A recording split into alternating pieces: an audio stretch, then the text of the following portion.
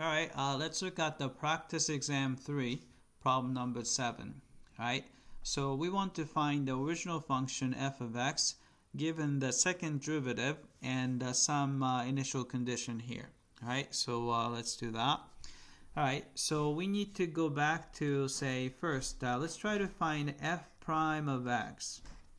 Alright, so we can take the antiderivative of second derivative, which is negative sine of x with respect to x.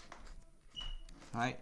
So this is going to be cosine of x plus some constant. I'm going to call it c1 because I might have to use another constant.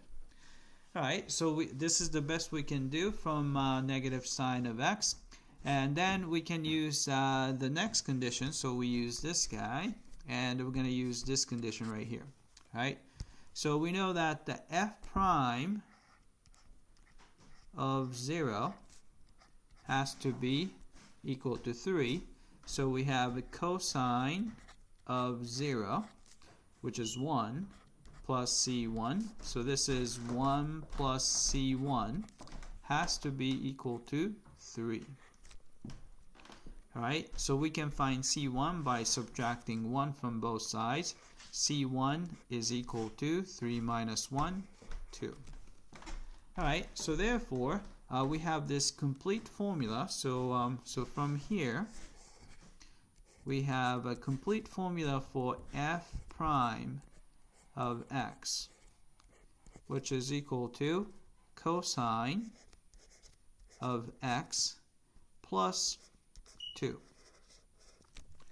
Alright, so now we can find the original function f of x by taking the antiderivative of cosine of x plus 2 with respect to x.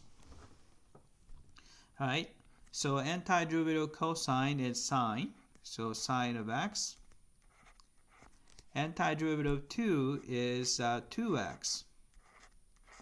And then you have a plus some constant. I'm going to call it the c2. Alright, then I'm going to use the last condition. It says that f of 0 is supposed to be negative 1. So we find f of 0, so x equals 0. And the sine of 0 is 0. So I'm going to just write that sine of 0 is 0. Plus 2 times 0 plus c2, right? So both of these guys are actually 0, right? So 2 times 0 is 0. So you just get c2, and which is equal to negative 1, right? Alright, so therefore we have the solution, f of x. The complete formula is sine of x plus 2x, and c2 came out to be negative 1. Right? So this is the formula for f of x, original function. Right? That's it. I hope that this was clear.